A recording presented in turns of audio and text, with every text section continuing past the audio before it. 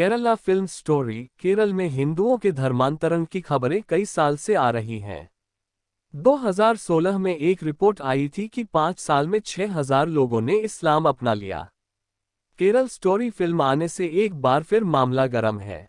2011 की जनगणना के मुताबिक केरल में 55% हिंदू और 27% मुस्लिम आबादी रहती है। पढ़िए धर्मांतरण की शिकार केरल की लड़कियों की असली कहानी। नई दिल्ली। क्या केरल में धर्मांतरण का रैकेट चल रहा है? द केरल स्टोरी फिल्म सामने आने के बाद यह सवाल पूरे देश में पूछा जा रहा है। इस फिल्म में केरल की 32,000 महिलाओं का धर्मांतरण कराने और आतंकी संगठन आईएसआईएस में शामिल कराने की कहानी दिखाई गई है। फिल्म रिलीज होने से पहले ही विरोध शुरू हो गया था। दावा किया गया है कि जबरन मुसलमान बनाकर महिलाओं को सीरिया भेजा गया। मामला सुप्रीम कोर्ट पहुंच गया। इस पर सियासत भी खूब हो रही है। कांग्रेस सांसद शशि थरूर और केरल के मुस्लिम युवा लीग ने कहा है कि 32,000 लड़कियों का धर्म बदलवा कर सीरिया भेजा गया। यह साबित कर दीजिए तो 1 करोड़ रुपये इनाम दिया जाएगा। ऐसे में लोगों के मन में काफी भ्रम पैदा हो गया है। यह जानना जरूरी हो जाता है कि केरल की असली स्टोरी क्या है। वैसे यह बता दें कि रिलीज के कुछ दिनों के भीतर ही फिल्म 100 करोड़ कमाई की तरफ तेजी से बढ़ी है। कई राज्यों में इसे टैक्स फ्री कर दिया गया है, जिससे दर्शक बढ़े हैं। फिल्म की कहानी से इतरे बीपी न्यूज की रिपोर्ट में दावा किया गया है कि केरल में कन्वर्जन फैक्ट्री चल रही है। कई जिलों में लड़कियां सामने आई हैं और उन्होंने बताया कि कैसे यह खेल चल रहा है। धर्म को टारगेट कर लड़कियों को कंफ्यूज किया जाता है। कुछ लड़कियों की शादी हो चुकी है, कुछ के परिवार ने छोड़ दिया है, पति छोड़कर चला गया है। केरल के कई जिलों में धर्मांतरण की डरावनी कहानी सुनने को मिलती है। केरल स्टोरी के डायरेक्टर सुदीप्तो सेन का दावा है कि फिल्म में दिखाया जाने वाला हर शॉट सही है और उसका प्रूफ भी उनके पास है। सवाल यह भी उठ रहे हैं कि केरल में धर्मांतरण के पीछे क्या लव जिहाद का एंगल है। केरल की अनखा कैमरे के सामने बोलने के लिए तैयार हुई। धर्मांतरण के बाद उन्हें आई मां अमीरा नाम दिया गया था।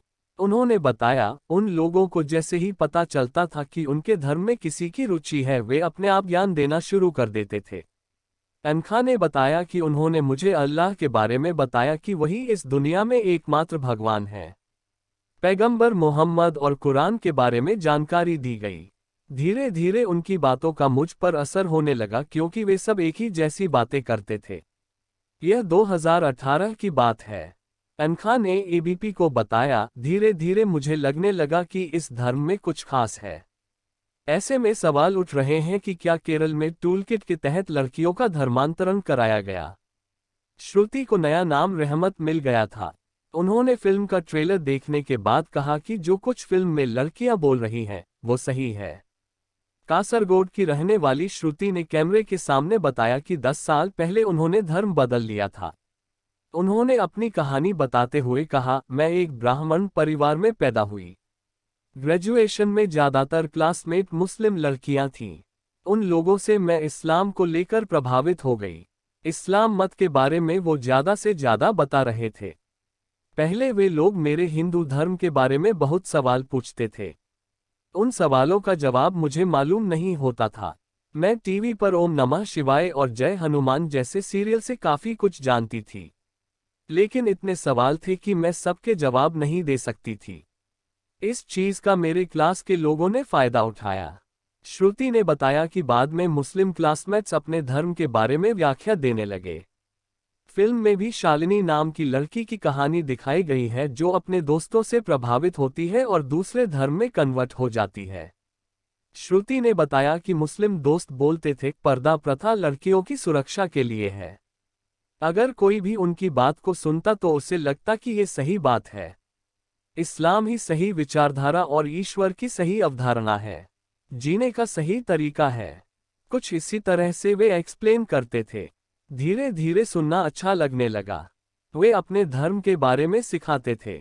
धर्मांतरण का दर्द झेल चुकी श्रुति ने बताया कि मेरे मुस्लिम दोस्त बोलते थे कि हिंदू त्योहार ऐसे होते हैं जैसे लड़के और लड़की के मिलने के लिए हो रहा है। मंदिर में त्योहार मनाया जाता है, लेकिन वे इस बात का गलत तरीके से प्रचार करते कि वहां पुरुष महिलाओं का फायदा उठाते हैं। बॉडी टच को त्योहार से जोड़ा जाता था। वे बैड एंगल से व्याख्या कर रहे थे तो मन में सवाल उठने लगा कि ऐसा है क्या। उन्होंने मुझे पर्चे और किताब पढ़ने के लिए दिए। मुस्लिम उपदेशक जाकिर नाइक की स्पीच सुनने के लिए सीडी दी गई। बहुत ज्यादा जानकारी वहां से मिल रही थी तो मैं भी बहुत कंफ्यूज थी। मैं इंटरनेट पर सर्च करने लगी। इतनी बहक गई कि एक दिन नमाज के लिए जा रही थी और माँ बड़े प्यार से खाने को लेकर आई। मैं नमाज के चलते छू नहीं सकती थी। माँ ने खाने के लिए जोर दिया तो मैंने काफिर मानते हुए अपनी माँ पर ही हाथ उठा दिया।